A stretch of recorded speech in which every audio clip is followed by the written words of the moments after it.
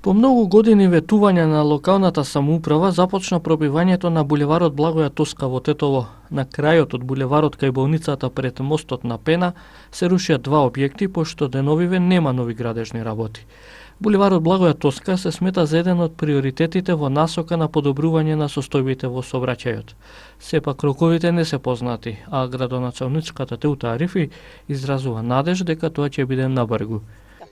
Благоја Тоска, значи, таму 80% во делот на експроприација веќе завршивме, до текстилно училиште, велам, и ќе го заокружиме делот на експроприација. Додека трае експроприацијата, веќе сме почнале таму каде што сме завршиле со рушење и отварање на трасата и сметам дека многу брзо во текот на оваа година се надевам дека ќе завршиме и ќе можеме да го изградиме, значи, со текстилно.